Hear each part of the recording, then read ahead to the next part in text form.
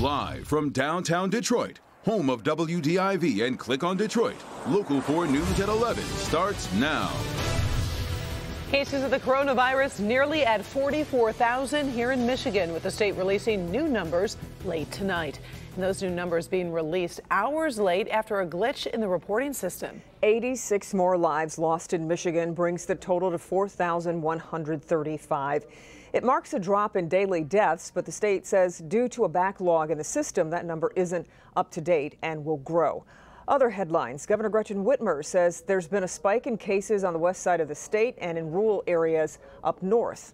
In Detroit, several hundred city workers back on the job tonight, with Mayor Duggan saying the rest of the workforce will gradually be phased back in.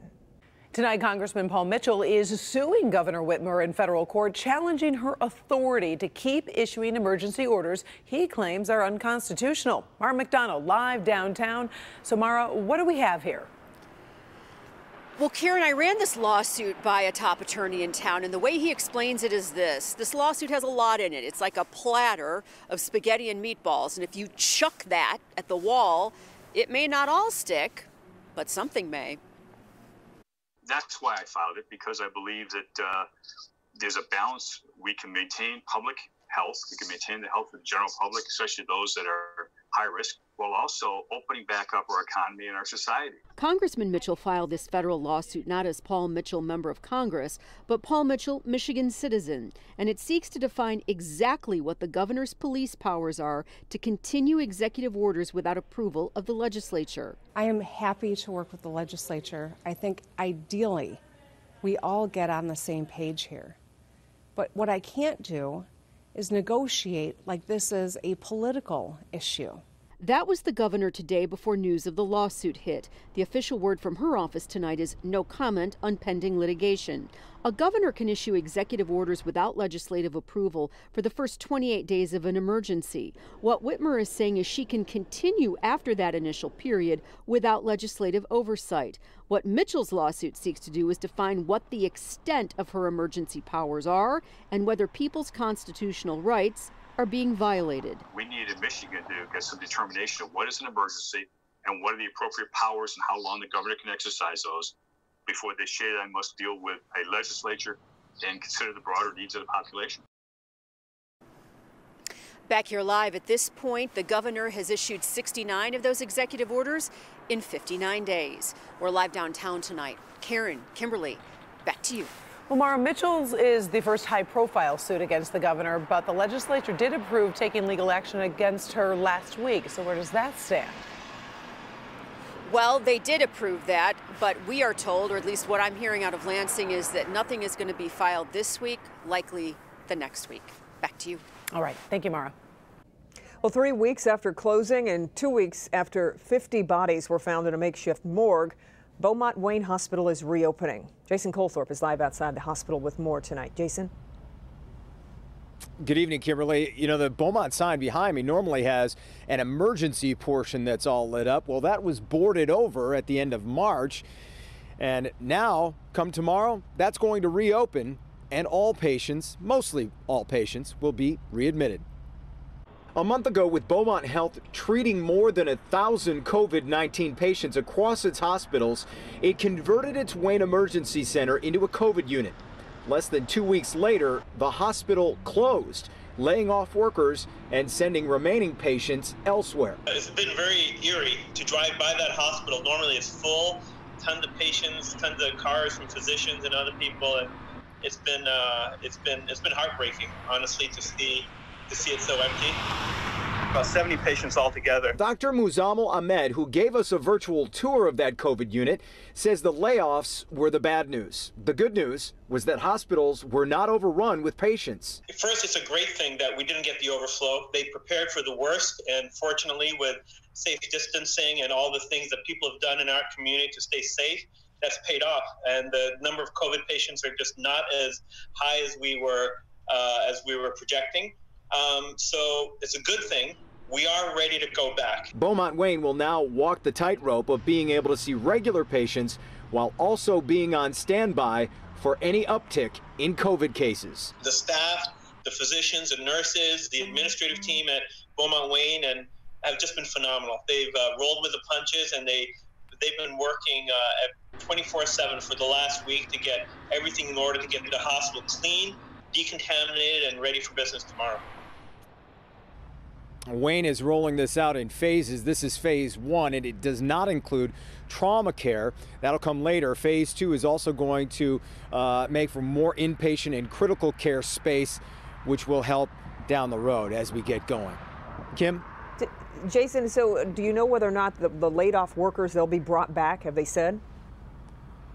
Hundreds of them right away, yes, but not all of them. That will increase as the phases go through this, and as they get more patient inflow, the staff will increase, and they hope to get back to the exact levels they had before. Yeah, back to you. We'll see. Okay, Jason, thank you. Well, this just into the newsroom. A man wanted for wiping his nose and face on the shirt of a Dollar Tree employee in Holly is now in custody. It happened Saturday afternoon when the man walked into the store without a mask. Police say when the worker told the man he was required to wear a mask, he wiped his nose on her shirt. He was taken into custody late tonight. Police say he has admitted to doing it. With the warm weather over the weekend, parks all across Metro Detroit were packed, including Belle Isle. Well, today, Governor Whitmer addressed the large crowd, saying that she is very concerned. We have to keep doing the work. We have to all keep doing our part. As we've seen in different parts of the world, when social distancing practices are dropped, that's when you are vulnerable to a second wave. As tough as this moment has been, as great as the price that we have paid in this moment, we know we don't want to do it again. So let's not make all the work that we have done, meritless. Let's not make it for naught. Let's make sure that we continue to do the right thing by wearing masks, by keeping social distancing. When asked whether she was considering closing state parks, the governor said she would have more to say on that on Wednesday. With hundreds of city employees now back on the job, Mayor Mike Duggan says the entire workforce will gradually be phased back in. So we are not rushing anybody back to work unless we're sure that it is medically safe. But you will see May 18th, we have a number of departments going back to work. June 4th, we have a number of other departments going back to work. I think you're going to see the day in some of the city departments that are a lot of workers in close space in a cube. I think you're going to see the day maybe by July or August where 1 week half the workers work in the office and the other half work from home, and the next week they switch. The mayor says he believes social distancing guidelines in the office will have to be enforced until there's a vaccine or reliable treatment. An internal document indicates the Trump administration expects the daily death toll from the coronavirus to rise sharply in the next few weeks. This as the states relax restrictions to try to restore economies and normalcy. With more states relaxing restrictions, let's be successful, let's be careful to make sure we can go into phase 2. Two troubling forecasts. New Trump administration projections seen in an internal document first obtained by the New York Times forecast up to 3,000 deaths per day by June 1st. And University of Washington researchers now project 134,000 U.S. deaths by August, almost double their previous estimate. The big driver here of the big change is that we're taking into account the states that are relaxing social distancing. Some governors holding steady on stay-at-home orders. This can't just be, we want to get out of the house, we're going. No. California Governor Gavin Newsom announcing small steps. This week, end of the week, with modifications, we will allow retail to start operating across the spectrum. That will include bookstores, florists, and clothing stores with curbside pickup. Meantime, doctors at a Paris hospital say they found evidence a patient admitted in December was infected with COVID-19. If verified, the case would put the virus in France and Europe far earlier than previously thought. According to Johns Hopkins University, the global coronavirus death toll has now passed 250,000.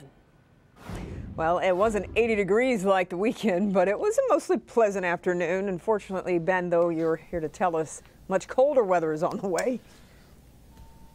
Yeah, unfortunately, Kim, but this is kind of the best part of the week here, these first 3 days. When we get to the back half, that's when things are going to start to feel a lot chillier than you would typically think of in May. Right now, or today, I should say, we did make it to 59 in the afternoon, and that may be our warmest temperature going forward, with everything getting cooler from here. So the story over the next 7 days is this: the sun strikes back, at least early this week. We will have a chance of seeing rain and snow when the return of the flakes makes an appearance late week, and it's some Hoth-like cold going into the second half of the weekend, Saturday and Sunday. It's our May 4th homage there, if you're wondering. We will be talking more about those potential record lows for 3 days straight coming up in just a few minutes, guys.